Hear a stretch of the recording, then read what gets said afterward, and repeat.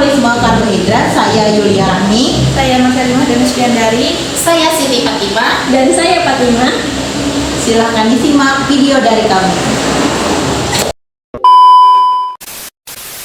Jadi di sini kita akan membahas tentang metabolisme karbohidrat, yaitu rangkaian proses yang mengubah karbohidrat yang kita makan menjadi energi yang dipakai tubuh untuk berbagai aktivitas, yaitu otot bergerak, otot berpikir, hingga proses kecil di dalam sel semuanya butuh ATP. Karbohidrat menjadi sumber energi yang paling cepat dan paling mudah untuk diproses tubuh. Next. Mengapa metabolisme karbohidrat penting?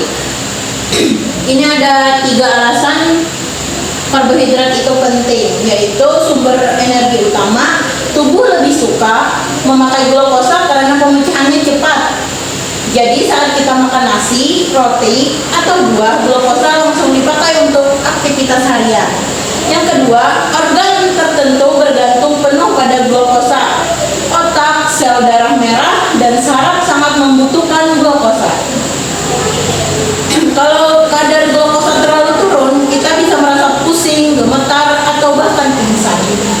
3. Menjaga stabilitas gula darah. Tubuh memakai hormon insulin dan glukagon untuk menjaga glukosa tetap stabil.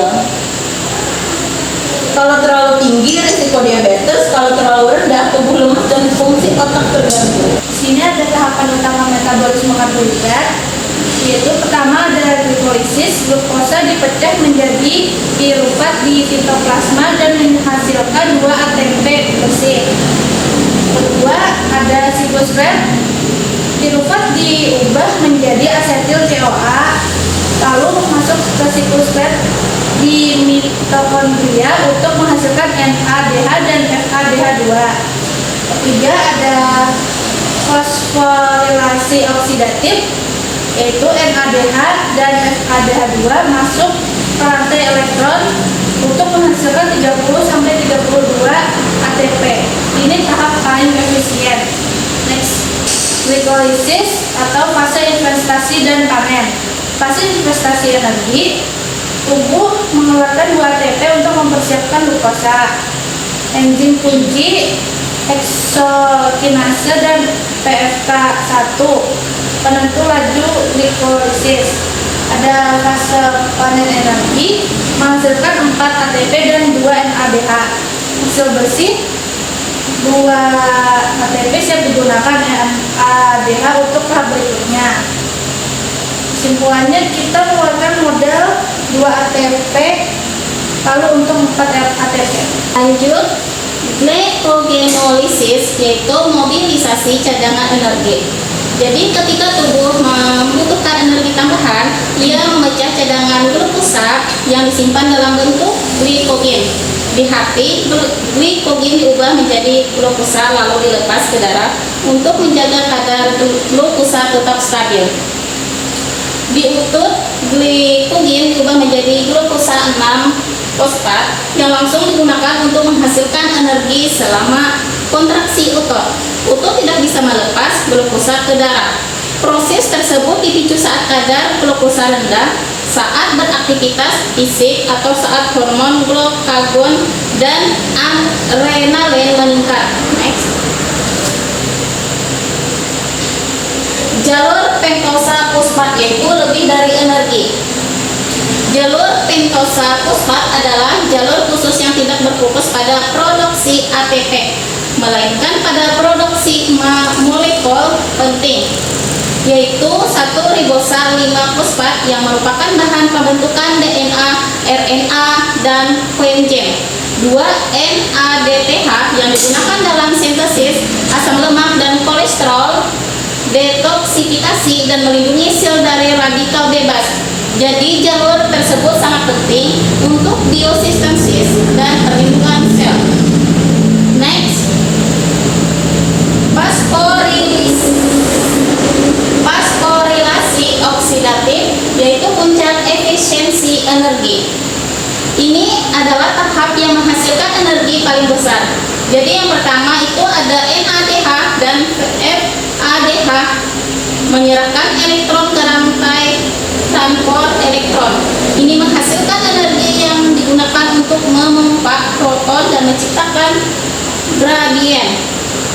Proton kemudian mengalir kembali melalui enzim ATP sintase dan proses ini menghasilkan 30-32 ATP.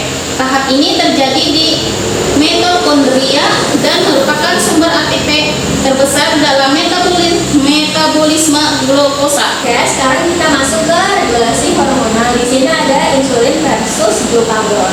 Insulin atau hormon anabolik disekresikan saat glukosa darah tinggi yang fungsinya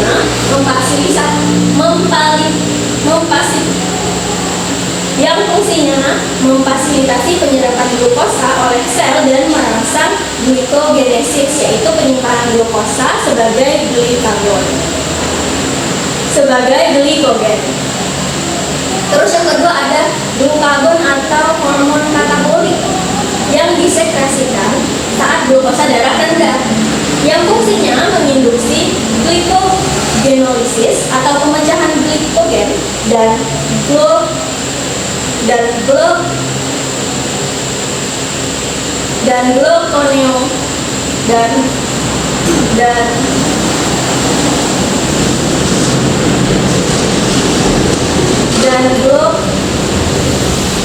gluconeogenesis atau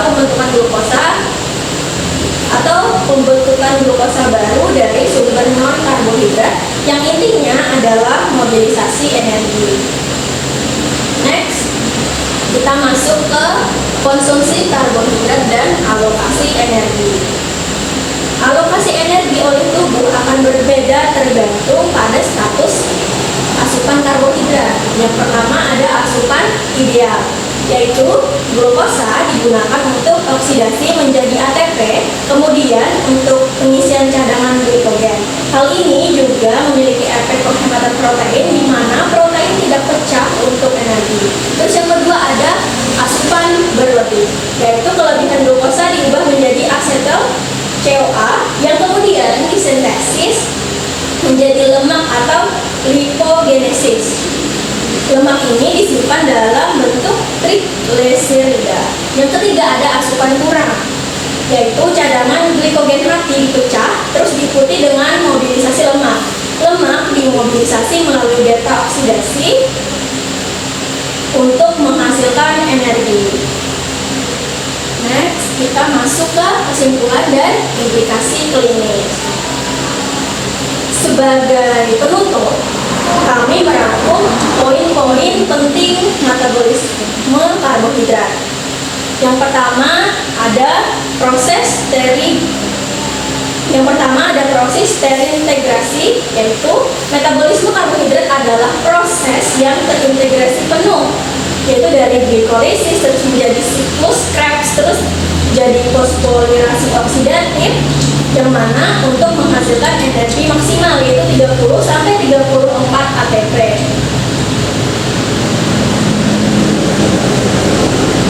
Terus juga ada jalur pendukung vital, yaitu jalur glikogenolysis dan pentosa fosfat memiliki peran penting dalam menjaga homeostasis glukosa darah dan biosintesis sel.